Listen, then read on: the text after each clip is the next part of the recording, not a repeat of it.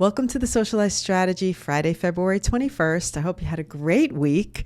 I will start off by saying this topic was touched on in the previous episode, but very lightly because it was prompted by a tutorial that I did this week. And the tutorial was really an overview about camera angles.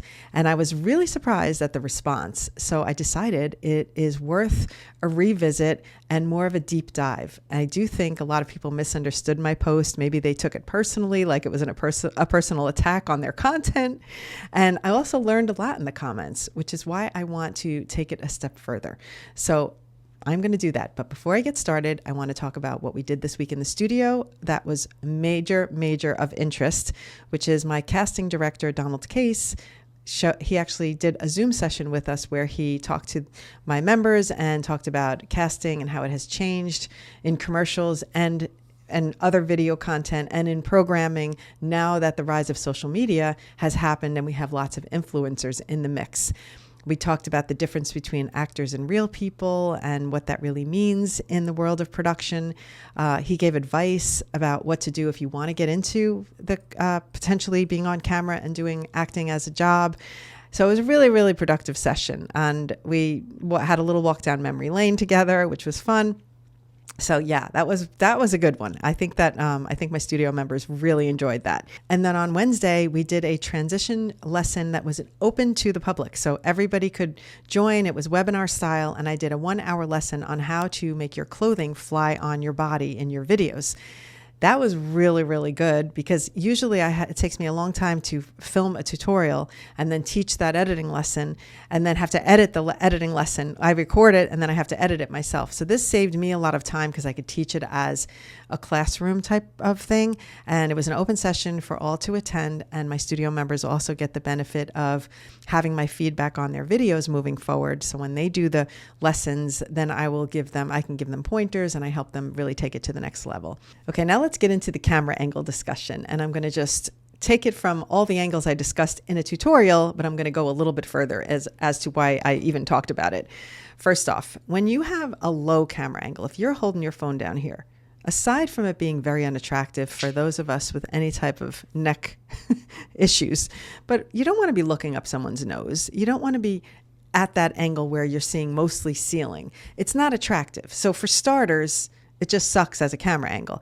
But aside from that, what it tells your viewer is that you're like dominating over them. It's the way, and I will say it by like, if I put my phone down here in front of my laptop and I just let it sit here and I'm looking down into it and I'm kind of looming over it. And that's going to give my audience on the receiving end more of a bigger presence, boss type of vibe. It's going to seem like I'm looming over them, maybe talking down to them.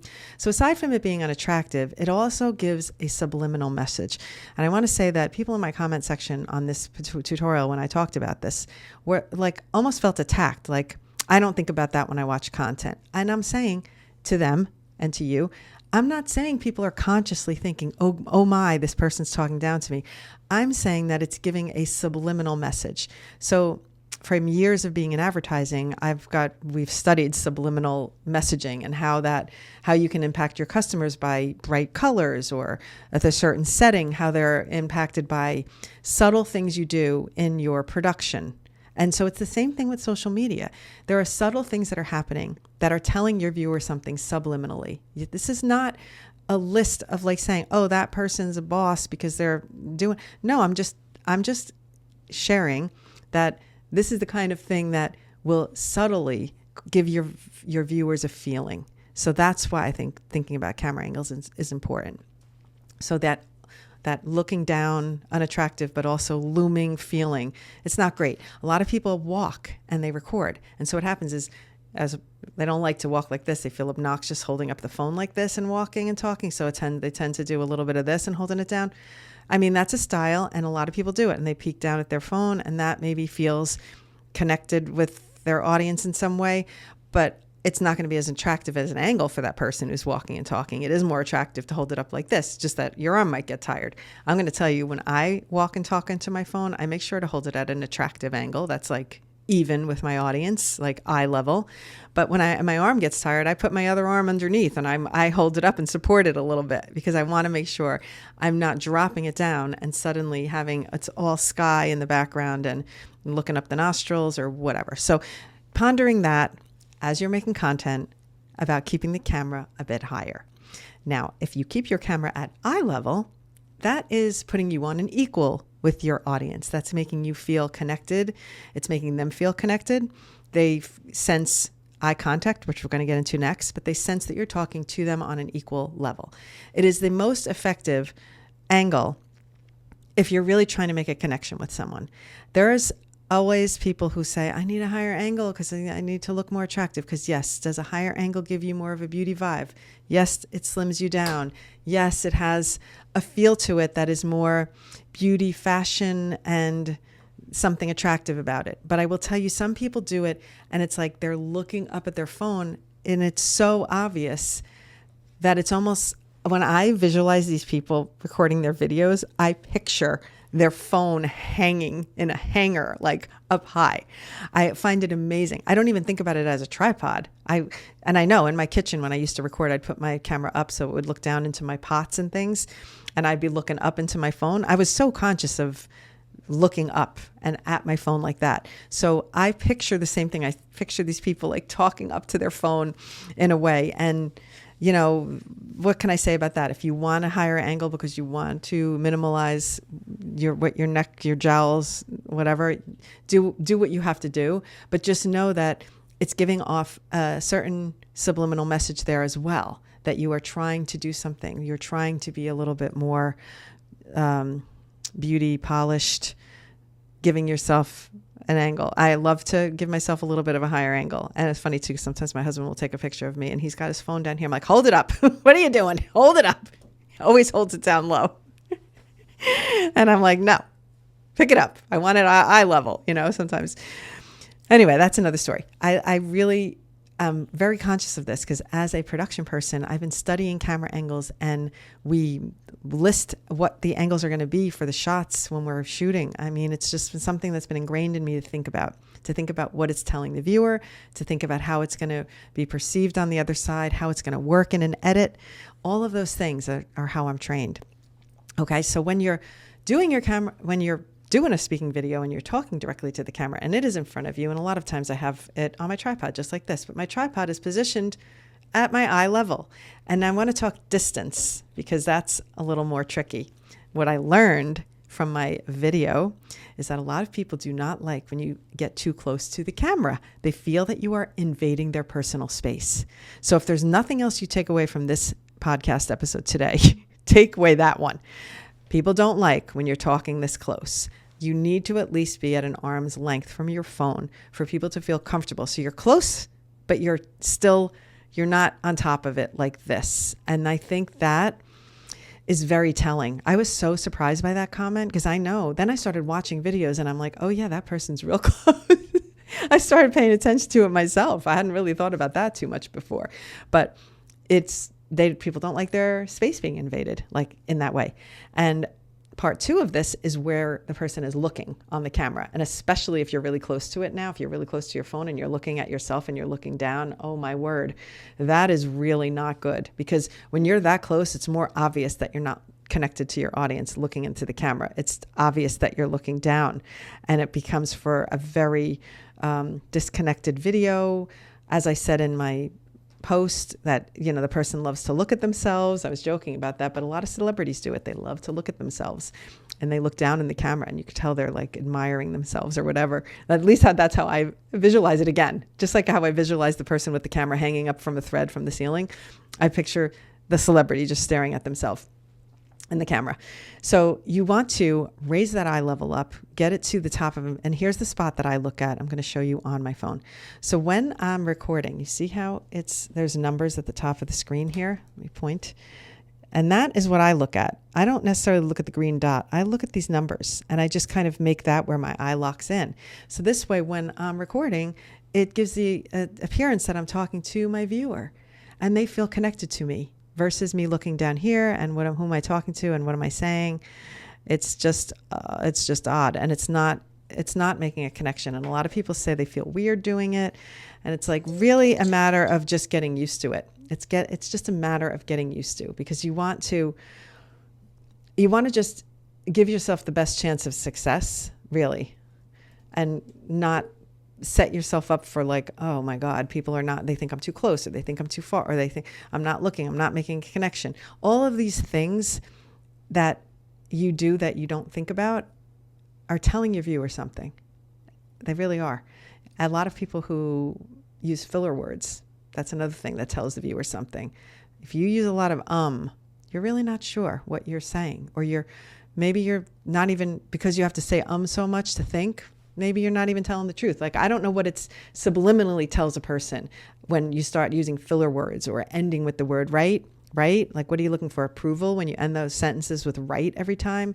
It's one of my pet peeves. I just don't enjoy it. I don't like listening to it when I'm listening to videos. The minute I see that, I scroll. If I hear a couple of rights, I'm out. I don't like ums. I start to really obsess on the ums. I can't listen. And those are easy to edit out. But it's also easy to clean that up when you listen to your videos and you learn, oh my God, I say a lot. Or, you know what I say a lot? I'm going to throw myself right under the bus. I always used to say, at the end of my sentences. That's very 70s or 80s. So I stopped saying it. I cleaned it up because I was sick of editing it out all the time. So I just stopped saying it. I also do say words a lot. I use so a lot. I hate that. I use anyway a lot. I can hear things when I'm recording, and I try to self-edit before I say the things, but we're not perfect beasts. We do our best. So a lot of times I say the things. I also say the word interesting way too many times. Now I'm telling you all my words to listen for. But for real though, you can change by practice. As you do these things, you can change by practice. You just get used to saying them, and you get used to the fact that you're saying them. So you say, I'm going to leave that word out, so I'm not having to edit those words out all the time. Okay? It's all fixable. It's all fixable. I love it. All right. So the other thing I mentioned in my video about angles is when you're far away from your camera, and how that makes, a lot of times people are shouting at their camera because they've stepped back and they want to make sure they're heard. And that gives off either amateur vibes because they don't know to use a microphone, or unpolished vibes, like it's bad audio, just like not crisp, clear. And it's so easy now with these very inexpensive portable microphones that you can get on the TikTok shop for like no money whatsoever. And you can have something that gives your voice a better sound. So why would you not do that? Why would you not give yourself the edge instead of shouting at your audience, and that becomes annoying to them too. So that's another one. Now, there were a lot of people that came into the comments and talked about the people that change their angles. And so now we get into another thing, which is editing, and how editing with different camera angles can make your content more interesting. So a few people that were mentioned were this creator that's a girl in the bathroom. I don't know, lady in the bathroom. I forgot her actual name. But she does singing videos where she moves around, close up, wide shot, bathroom. So she records multiple angles and then she edits them. This type of editing is a style that can keep your audience engaged. So you can do the same thing with your speaking videos if you wanted to. If you wanted to do start here, go here, like record your content and change your camera. And then when you edit, take bits from different angles so that you could be moved around. The problem I always have with that is, what's the purpose of the angle change? Is it just for jazzing it up, or is there a reason you're changing from one angle to another? So I start to overthink that kind of thing, and I don't think it necessarily works as well. I think zooming into a tight shot for when you're emphasizing something and then popping back out is more acceptable in my mind. But if this person's like bouncing around their house, what's the reason? I mean, it'd be good if there's a reason they're bouncing around the house. So it's like, I'm going to show you, and then the next shot's in the kitchen, how to bake this cake, and then the next shot's with the finished thing, so it looks like this in the end. Those would be 3 cuts that make sense to me. So if it makes sense with the story, then yes, move the angles. That's a plus, and that can add to your story. Actually, that's such a great idea for a person who's doing a cooking video. So please feel free to take that idea. Like, you start here, you go in there, you're talking about that, and then you cut to the finished thing, and then you cut back to yourself starting it. So lots of different fun styles of editing can be achieved by shooting different camera angles. So I think I don't know if this is like my wrap up, but my thought here is if I, for my job, think about camera angles when I'm doing a commercial, I can just as easily think, okay, how are these camera angles going to enhance my content now? And how can I change them, and where should I change them for what part of the thing that I'm talking about? So if you plan your content in that way and you have a scripted idea of something like you're going to create a baking video or you're going to create a product demo, then yes, change the angles for what makes sense. If you're just going to change angles for the sake of changing angles, be aware that some people might be annoyed by that. They might watch that and think, oh, they're just trying to keep me engaged. And they might scroll, or they might just get annoyed because you're moving around too much. So you've really got to balance out, I think, how much you want to be creative within a piece of content, and then how much you wanted to just let that content be the subject. Let the subject rule the content versus the tricks. So some people's content, they don't even move from their camera. They're up here the whole time and they keep you riveted to the story. That's because the content is so engaging. They don't even need to change angles. So I don't know. I think it's just something to percolate. Do you need to change angles? Why?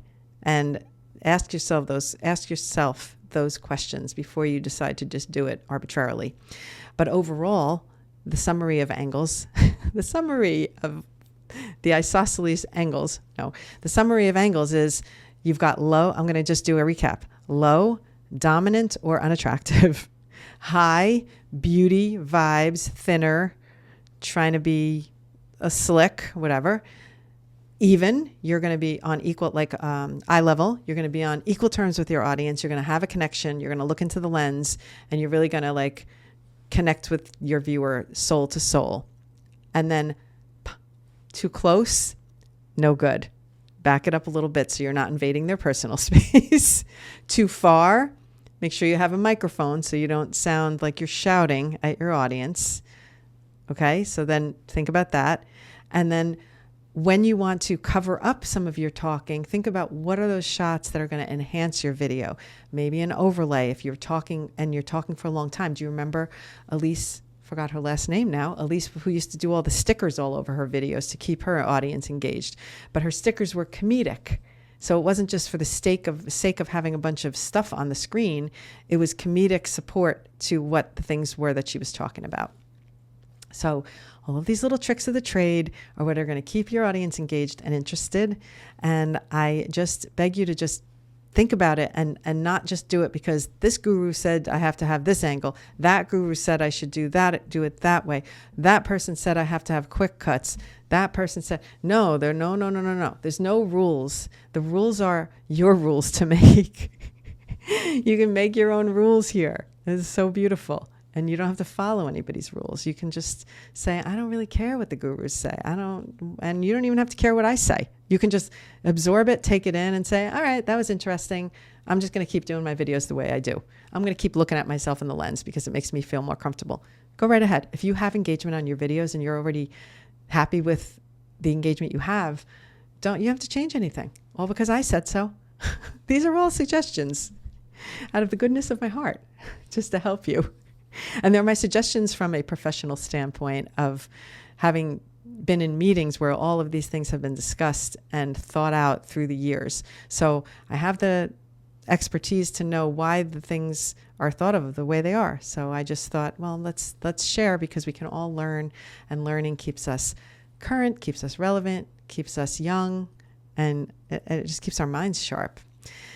And I'm going to leave you with that today. So I will remind you that I do have a Jamaica thing coming in May. So if you're interested in coming to hang with me for a weekend in Jamaica where we're going to do an entrepreneurial workshop, there's going to be so much there that's going to be useful to anybody who's a small business. And I would say specifically like travel businesses and salons, all those types of businesses, this workshop really caters to that. And so my portion is going to be how to elevate your social media for your business. So that's happening in May. And the last thing I'll leave you with is, if you missed the transition workshop from this week, that was on Wednesday. That was my free session where I taught an hour-long lesson on how to make your clothes fly on your body to make a really cool transition. That is available. The link is in the newsletter. The link is in the show notes, and you can watch the replay. So even if you don't want to do a transition, it's always nice to know how it's done, because then you can look at other people's content and go, I know how they did that. Just makes for a little, a little interest. I love to learn things, whether or not I'm going to use them. I just love to know them. I'll leave you with that. Have a nice weekend, and I'll see you next week. Bye.